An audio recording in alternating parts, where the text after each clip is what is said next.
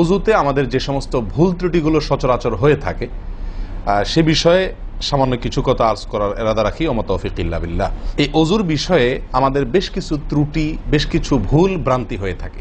অজুর যে ভুলগুলো হয়তো আপনিও করেন, আমরাও করছি প্রতিনিয়ত, কিন্তু জানি না। তো সেগুলো নিয়ে আমরা সংক্ষেপে আলোচনা করব।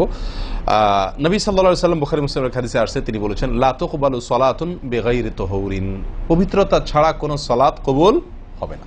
কোনো সালাত আল্লাহর কাছে অ্যাকসেপ্টেড, গ্রহণযোগ্য হবে না কি ছাড়া? তাহারাত ছাড়া, অজু ছাড়া। মুসলিম বর্ণিত হাদিসে আসছে, নবী সাল্লাল্লাহু আলাইহি ওয়াসাল্লাম বলেছেন, যে ব্যক্তি পরিপূর্ণভাবে অজু করবে, পরিপূর্ণভাবে অজু করবে, ভালোভাবে অজু করবে, এবং অজুর শেষে কালিমাতুশ শাহাদা যেটা আছে, আশহাদু আল্লা ইলাহা ইল্লাল্লাহু ওয়াহদাহু লা শারীকা লাহু ওয়া আশহাদু আন্না মুহাম্মাদান আবদুহু ওয়া রাসূলুহু, এই কালিমায়ে শাহাদা পাঠ করবে অজুর শেষে, এই ব্যক্তির জন্য আল্লাহ সুবহানাহু ওয়া তাআলা জান্নাতের সমস্ত দুয়ার খুলে দিবেন। প্রিয় ভাইরা, এখন আসি আমরা অজুতে কি ভুলগুলো আমাদের এমন হয় যেগুলোর কারণে আমাদের অজুর পূর্ণতা নষ্ট হতে পারে। তার ভিতরে এক নম্বরের ভুল হলো, যেটি আমাদের হয়ে থাকে অজুর ক্ষেত্রে অনেকেরই, সেটা হলো বিসমিল্লাহ পাঠ না করা। অজুর শুরুতে কি পাঠ করতে হয়? বিসমিল্লাহ। আপনি যখন হাত ধুয়ে তো অজু শুরু করবেন, দুই হাতের কবজি দুই হাতে অজু শুরু করবেন না, প্রথম কাজ, তার আগে আপনি কি করবেন? বিসমিল্লাহ। বিসমিল্লাহ বলে হাত ধুয়ে তারপর অজু শুরু করবেন। বহু লোক আছি আমরা, অজুখানায় ওই গল্প করতেছি, আড্ডা মারতেছি, কথাবার্তা বলতেছি, এই বলতে বলতে অজু শুরু করে দিছি। তাহলে বিসমিল্লাহ কখন পড়তেছি? বিসমিল্লাহটা অনেক সময় অমনোযোগিতার কারণে, অবহেলার কারণে, অন্যমনস্কতার কারণে বিসমিল্লাহটা অনেক সময় আমরা বলতে ভুলে যাই। অথচ এই বিসমিল্লাহ পাঠ করা অজু শুরুতে অনেক বিশেষজ্ঞ আলেমের মতে ফরজ। অনেকে বলেন বিসমিল্লাহ পাঠ না করলে অজুই হবে না, আপনি যদি ভুলে বাদ দেন অজু হলো না। যদিও সংখ্যাগরিষ্ঠ ওলামাদের মতে এটা না, তাদের মতে বিসমিল্লাহ পাঠ করা এটা অজুর সুন্নাহ। এটা হলো অজুর কি? সুন্নাহ। এটা আপনি যদি বিসমিল্লাহ বলে যদি অজু শুরু করেন, তাহলে অজুটার ভিতরে পূর্ণাঙ্গতা আসলো। দ্বিতীয় যে ভুলটি হয় ভাই, 100-তে 99 জনের বলবো, তার চেয়ে বেশি হতে পারে, হাজারের ভিতরে 10 জন মানুষের হয় কিনা আমার সন্দেহ আছে এই কাজটা সঠিকভাবে করতে পারি না। সেটা হলো অজুর সময় মিসওয়াক করা। অজুর সময় কি করা ভাই? মিসওয়াক করা।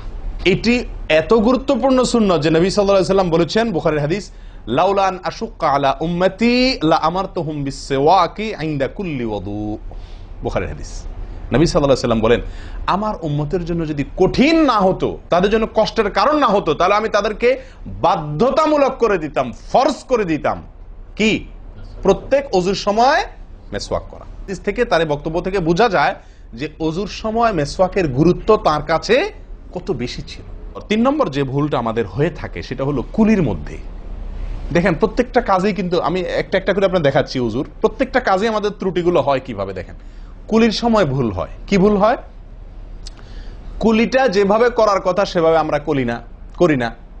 হাদিসে কুলির বিষয়ে নির্দেশ এসছে, সেটাকে বলা হয়েছে মদমাদা।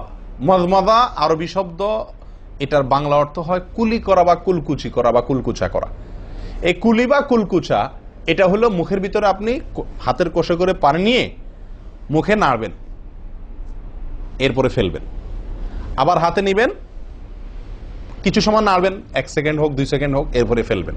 এটা হলো কুলি বা কুলকুচা। আমরা বেশিরভাগ সময় এরকম করি আলহামদুলিল্লাহ। যখন ব্যস্ত থাকি, যখন হুলস্থুল থাকে, কোনো সময় কোনো কাজের তাড়া থাকে, তখন অনেক সময় আমরা কি করি? হয় কি না? হয় না? মুখে নিলাম আর ঢাললাম, মুখে নিলাম আর ঢাললাম। আমি জানি না আপনাদের হয় কিনা এরকম। আমি দেখছি এরকম অনেক সময় হয়। আপনারা একমত কিনা? নিলাম মানে ব্যস্ততার কারণে, হয়তো জামাত শেষ হয়ে যাচ্ছে বা অন্য কোনো কারণ আছে, অথবা দেরিতে আসছি, তো তখন মুখের ভিতর নেওয়াও আর ফেলাও, এতে কলি হবে না। নাম্বার 4, নাকে পানি দেওয়া। দেখেন, একটা একটা করে দেখেন, প্রত্যেকটাতে ত্রুটি আছে। আল্লাহুল মুস্তাআন। নাকে পানি দেওয়া। নাকে পানি দেওয়ার যে নির্দেশ আসছে হাদিসে, এটাকে বলা হয় ইস্তেনশাক। ইস্তেনশাক শব্দের মূল অর্থ হলো পানি টানা, নাকে পানি টানা। আমরা নাকে পানি টানি না, দেইও না।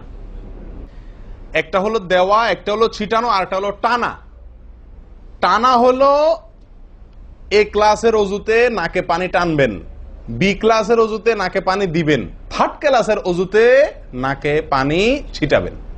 আমি কি বুঝাতে পারছি? তো তো আমরা বেশিরভাগ লোক থার্ড ক্লাসের উজু, সারা জীবন থার্ড ক্লাসের উজু করি। আপনি থার্ড ক্লাসের উজু করে আপনি জান্নাতে যাবেন? ফার্স্ট ক্লাসে থাকেও তো যাইতে কঠিন হয়ে যায়। আপনি থার্ড ক্লাসের উজু করে কিভাবে আপনি সালাতের খুলবেন, তালা খুলবেন, কিভাবে আপনি জান্নাতে যাবেন? অতএব ভাই, এই নাকে পানি দেওয়ার বিষয়ে সাবধান থাকতে হবে। দেখুন, নিয়ম হলো আপনি হাতের কোষে পানি নিয়ে নাকে ধরলেন, নাকে ধরে হালকা কি করবেন? টান দিবেন, হালকা টান দিবেন, হালকা টান। কারণ একটু জোরে টান হয়ে গেলে সেটা কি হয়ে যাবে? নাকের তালুতে উঠবে, আপনার কষ্টের কারণ হবে। শরীয়ত আপনাকে কষ্ট দিতে চায় না, শরীয়ত আপনাকে কষ্ট দিতে চায় না। আল্লাহ সুবহানাহু ওয়া তাআলা চান না আমরা কোনো কষ্টে নিপতিত হই। অতএব আমি এমন জোরে টান দেবো না যে নাকের তালুতে ওঠে, কিন্তু হালকা একটু টান দেবো যাতে করে অন্তত সামান্য একটু ভেতরে পানিটা যায়। নাকে পানি দেওয়ার উদ্দেশ্য আর কুলি করার উদ্দেশ্য এক। নাকে পানি দেওয়ার উদ্দেশ্য হলো নাকের ভেতরের যে ময়লাগুলা, ধারে কাছে যে ময়লাগুলো আছে, এগুলো যেন পরিষ্কার হয়ে যায়। আল্লাহর দরবারে দাঁড়াবো পরিচ্ছন্ন হয়ে, পবিত্র হয়ে। হ্যাঁ, এই জন্য নাকে পানি দেওয়ার নির্দেশ আছে। এখন আপনি যদি নাকে পানি কোষ নিয়ে ধরে একটু হালকা টান দেন, তাহলে ভিতরে কিছুটা পানি যাবে কি যাবে না? এটা আপনাকে করতে হবে। নাম্বার 2, এটা যদি আপনি করতে কষ্ট হয়, টান দিলে, আপনি আস্তে টান দিলেও উপরে উঠে যায়, তো দরকার নেই। তাহলে আপনি কি করেন? নাকে পানি দেন। নাকে পানি কিভাবে দিবেন? নাকটাকে অন্তত পানির মধ্যে কি করে রাখেন? চুবাই রাখেন, 1 সেকেন্ড চুবাই রাখেন। কিছু দূর পানি যাবে কিনা আমি কি বুঝাতে পারছি? আমরা অনেকে বিশেষ করে আমি দেখছি ওযু করার সময় নাকে পানি ছিটান। কিভাবে পানি ছিটান? ওই যে কষে করে পানি নিয়ে, লক্ষ্য করছেন আপনারা? এভাবে নিয়ে এরকম মারে পানিটা, এরকম মারলে সেটা কি হলো? ছিটানো হলো। হাদিসে যে ইস্তেনশাকের কথা বলা হয়েছে সেটা হলো না। আপনি সারা জীবন ওযু করলেন, অথচ আপনার কখনো নাকে পানি দেওয়ার সুন্নাহটি আদায় হলো না। সারা জীবন, আজীবন আপনার ওযুটি হয়ে গেল সুন্নাহ ছাড়া। আরেকটি ভুল ভাই, নাকে পানি দেওয়া একটা আমল, নাক ঝাড়া আরেকটা আমল। নাকে পানি দেওয়া এটা একটা নির্দেশ, আর নাক ঝাড়া আরেকটা নির্দেশ। আমি কি বুঝাতে পারছি? কুলি করা একটা আমল, হাত ধোয়া একটা আমল, হাতের কবজি পর্যন্ত 2 হাতের বিসমিল্লাহ বলা, তারপর তো এটা আছেই। এরপরে মেসওয়াক করা একটা আমল, কুলি করা আরেকটা সুন্নাহ, কুলির পরে নাকে পানি দেওয়া বা নাক দিয়া পানি টানা আরেকটা আমল, এরপরে নাক ঝাড়া আরেকটা আমল। ভাই, এরপরে আসি আরেকটি গুরুত্বপূর্ণ আমল যেটি হয় না, বা আরেকটি ত্রুটি ওযুতে, সেটি হলো আঙ্গুল খেলাল না করা।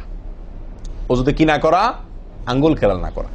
আঙ্গুল খেলাল হলো হাত এবং পায়ের আঙ্গুলের যে চিপাগুলো আছে, এই চিপাগুলোতে পানি পৌঁছানোর জন্য, পানি পৌঁছানোটা নিশ্চিত করার জন্য কি করতে হবে? এক হাতের আঙ্গুলকে অন্য হাতের আঙ্গুলের চিপায় ঢুকায়া এভাবে কি করতে হবে? একটু হালকা নাড়তে হবে, যাতে করে জায়গাটাতে, চিপাটাতে পানি গেছে এটা নিষ্কারণ। এই চিপাগুলোতে পানি নাও যেতে পারে শুকায় থাকার কারণে। তো আপনি যদি একটু নাড়া দেন পানির ভিজা আঙ্গুল দিয়া, তাহলে ইনশাআল্লাহ ওখানে পানি পৌঁছানোটা মোটামুটি নিশ্চিত হয়ে যাবে। ঠিক না? ঠিক। পায়ের আঙ্গুল কিভাবে করবেন? পায়ের আঙ্গুল তো আর এক আঙ্গুল অন্য পায়ের আঙ্গুল ঢুকাতে পারবেন না। সেটা করবেন হলো, অন্য হাদিসে আসছে, এই যে কোন আঙ্গুল আছে না, কোন আঙ্গুল দিয়া সব চিপাগুলোতে কি করবেন? ঘষা দিবেন। কোন আঙ্গুল দিয়া আপনার সব পায়ের আঙ্গুল চিপাগুলোতে ঘষা দিবেন। ভাই, আমরা কজনে করি এই খেলার আমলটা বলেন তো? পায়ের আঙ্গুল, কোন আঙ্গুল দিয়া পায়ের আঙ্গুলের চিপা খেলাল করা, হাতের আঙ্গুল খেলাল করা, কজনে করি আমরা বলেন? তাহলে এই ভুলগুলো আমাদের অহরহ হচ্ছে না ভাই? আমরা কি জান্নাতে যেতে চাই না? আমাদের সালাতটা সুন্দর হোক আমরা চাই না ভাই? আমাদের এই সালাত খুব পাওয়ারফুল হোক, শক্তিশালী সালাত হোক। এই সালাতের মাধ্যমে আমি অন্যায় থেকে বেঁচে থাকবো, এই সালাতের মাধ্যমে আমি জান্নাতে যাব, এই সালাত আমাকে খাঁটি মুসলিম বানাবে, এই সালাত আমাকে আল্লাহর কাছে প্রিয় বানাবে, এই সালাত কিয়ামতের দিন নূর হবে। আমরা চাই না ভাই? এগুলো যদি চাই তাহলে আমাকে ওযু সুন্দর করতে হবে, আর ওযু সুন্দর করতে গিয়ে এই ভুলগুলোর ব্যাপারে সাবধান হতে হবে। তাহলে আঙ্গুল খেলাল করা, পায়ের আঙ্গুল, হাতের আঙ্গুল আমরা করি না বললেই চলে ভাই। তো আজকে থেকে ইনশাআল্লাহ করব। তো ভাইয়ারা, ওযুর ক্ষেত্রে আরেকটি ভুল, এই যতগুলো ভুল বললাম এর ভিতরে বড় 2টি ভুল বলে ওযুর ভুলকে আমরা শেষের দিকে চলে আসছি।